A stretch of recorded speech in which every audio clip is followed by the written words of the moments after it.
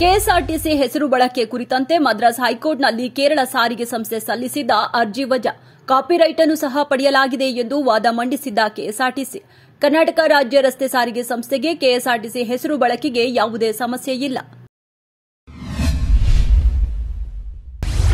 ಚಿನ್ನಪ್ಪನಹಳ್ಳಿ railway level ಕ್ರಾಸಿಂಗ್ನಲ್ಲಿ traffic ಜಾಮ್ನಿಂದ ನಿತ್ಯ ಪರದಾಟ. ನಿತ್ಯ 30ಕ್ಕೂ ಹೆಚ್ಚು ರೈಲುಗಳು ಸಂಚರಿಸುತ್ತವೆ. ಗಂಟೆಗೆ 2 ಬಾರಿಯಾದರೂ ರೈಲ್ವೆ ಗೇಟ್ ಹಾಕಲಾಗುತ್ತದೆ. ಲೆವೆಲ್ ಕ್ರಾಸಿಂಗ್ನಲ್ಲಿ ವಾಹನ ದಟ್ಟಣೆ ತೆರವಿಗೆ ಐಟಿ ಕಂಪನಿಯಿಂದಲೇ ಸಿಬ್ಬಂದಿ ನಿಯೋಜನೆ.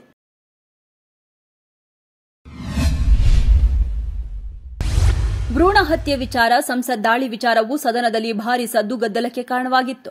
ಜಮೀರ್ ವಜಾಗೆ ಆಗ್ರಹಿಸಿ ಉಭಯ ಸದನದಲ್ಲಿ ಬಿಜೆಪಿ ಪ್ರತಿಭಟನೆ. ವಿಧಾನಸಭೆಯಲ್ಲಿ ಧರಣಿ ನಡೆಸಿದ್ದ ಬಿಜೆಪಿ ಸದಸ್ಯರು ಜಮೀರ್ ವಿರುದ್ಧ ಆಕ್ರೋಶ ವ್ಯಕ್ತಪಡಿಸಿದರು.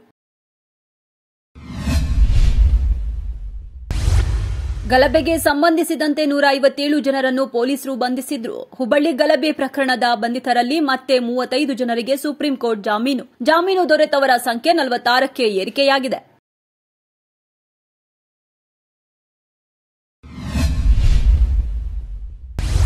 ಪಾಟ್ನಾ ಕೋರ್ಟ್ ಆವರಣದಲ್ಲಿ ಪೊಲೀಸರ ಎದುರೇ ವಿಚಾರಣಾಧೀನ ಕೈದಿ ಹತ್ಯೆ. ಅಭಿಷೇಕ್ ಕುಮಾರ್ ಅಲಿಯಾಸ್ ಛೋಟೆ ಸರ್ಕಾರ್ ಹತ್ಯೆಯಾದ ವಿಚಾರಣಾಧೀನ ಕೈದಿ. ಆರೋಪಿಗಳ ಬಂಧನ ಮುಂದುವರೆದ ತನಿಖೆ.